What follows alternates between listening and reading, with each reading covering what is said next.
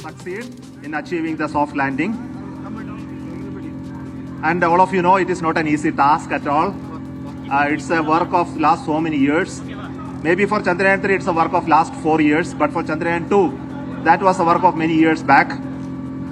And the learning that we got from Chandrayaan-2 of our unsuccessful attempt to soft land has really helped us in perfecting the methodology, and also to have large number of experiments, tests to prove the process of landing. And it has paid dividends today. And we had a very soft landing, and it actually achieved most of the nominal conditions for the landing, including the velocity of touchdown. In fact, I didn't get it exactly. Possibly my team will be able to tell them. The velocity was far less than 2 meters per second. It actually gives us a lot of confidence that the health of the craft will be very good. And we'll be able to continue with the experiments, including the Pragyan rover coming out and then doing all the experiments. So we are looking for very, very exciting 14 days from now for Chandrayaan-3.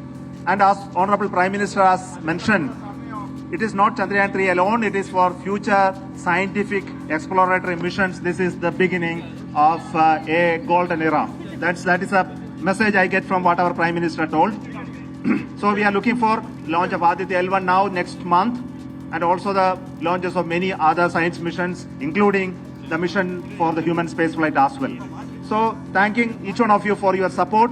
And I cannot tell you the type of that excitement that is created in the whole of India.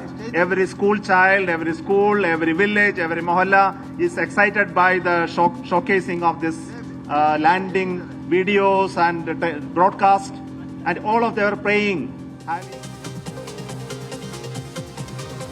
by the showcasing of this landing videos and broadcast, and all of them are praying, having lot of pujas and homas and other methods of prayers suitable for each one of them for the success of this mission. And I want to thank each one of you for your excitement, your love for the nation, and for whatever we achieved today. It's all dedicated to yourself and for your courage and strength to support us. Thank you so much.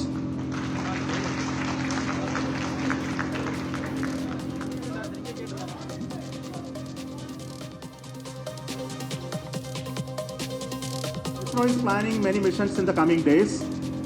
Our immediate mission is Aditya L1, and Aditya L1 spacecraft is a mission to study the sun, especially the corona of the sun, the processes that take place.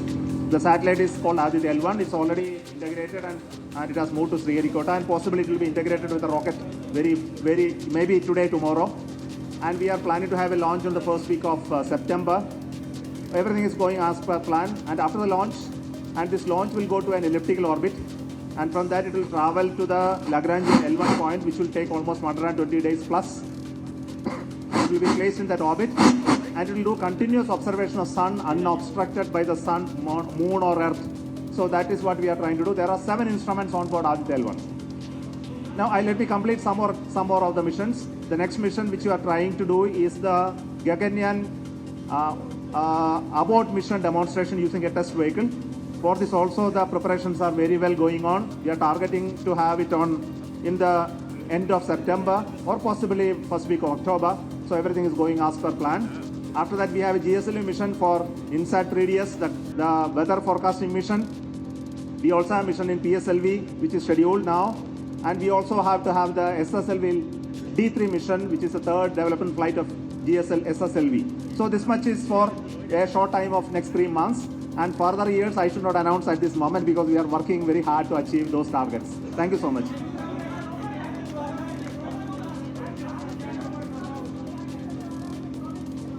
अगले 14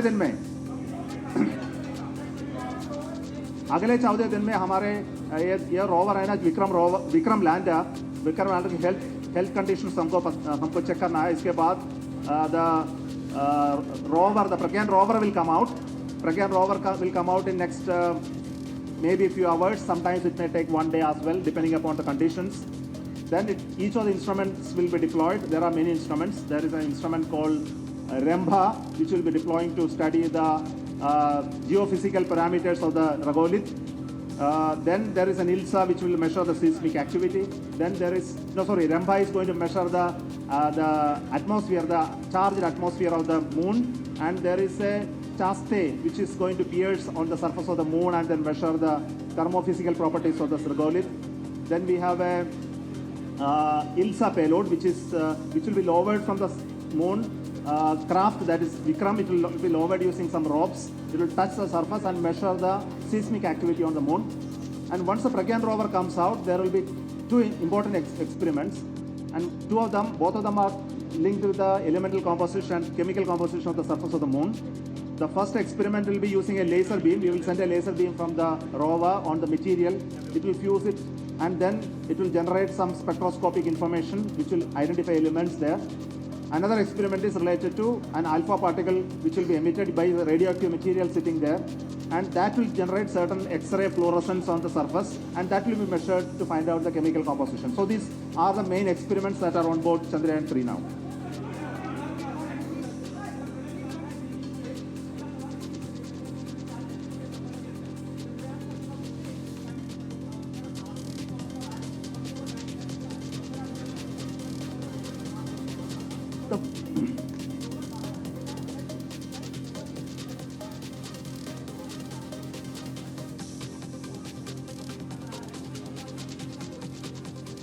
Shall I answer in English? Okay, so say the most difficult part of the mission is to launch itself. Say the GSLV Mark 3, you should not forget that GSLV Mark 3, LVM3 has done the job of putting it in the right orbit very first time. It went to 36,500 kilometers. From that, we did all the up to translunar injection. It worked very well. And captured on the moon. So the first critical event is the launch. The second critical event is called the landing and capturing on the moon. If you miss it by your calculation, then it's gone. We cannot retrieve it, and there is no mission. So this is the second critical mission. The third critical thing is called this separation of the lander and the orbiter, which happened in the appropriate time. This is again after so many days of spending in orbit, the mechanism has to work without any problem. So it worked very well. And the last critical moment is, of course, that you have watched along with us. That's it.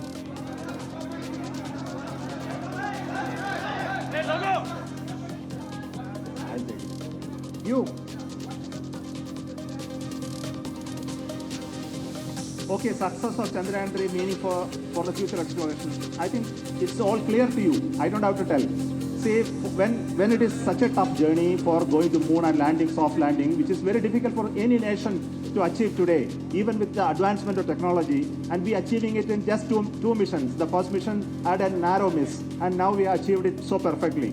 It gives confidence to configure missions to not only going to moon, going to Mars, sometimes land on the Mars, maybe in the future going to Venus and other planets, and also sometimes go beyond asteroids and others.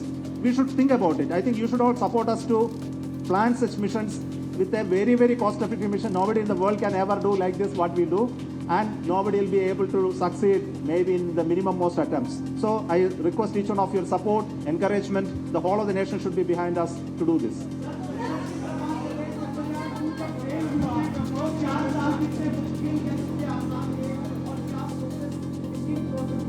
Mushkil tha. So we went through. Sir. We went through lot of pain, a lot of agony. I must tell you, the people behind Chandrayaan-2 are still there. They are part of the Chandrayaan-3 team. I think none of them you know today, but the project director of the Chandrayaan-2 is a senior reviewer of Chandrayaan-3, and most of the people who are in Chandrayaan-2 are with us, helping us to do the Chandrayaan-3. So they are part of this, and they have gone through such an agony of understanding what went wrong. It went about almost a year of thrashing them to find out and looking at the data so much. And the whole of this team, I don't think they would have slept very well in the last so many years. I think the credit goes to those people who have spent enough amount of time, but equal amount of time has been spent by our seniors, some of the retired colleagues who sat with them to find out how it can be improved this time. So my salutations to all such people those are unsung heroes today. They are not in the seat, but my congratulations to all such people. Sir, Rajiv Mishra from Rajasthan Patrika. Sir, here. Hello, sir.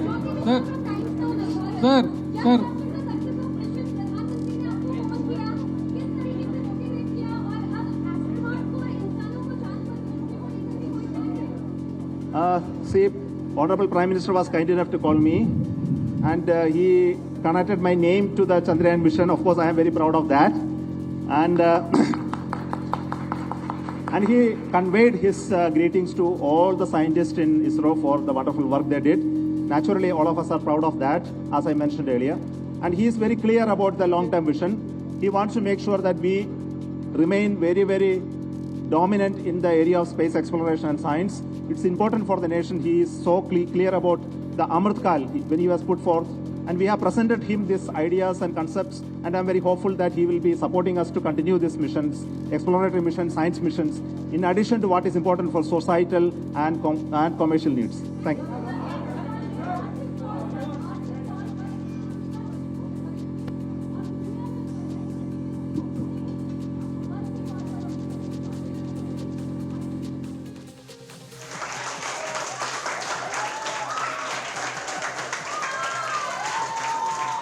Others will learn and they will become very cost effective.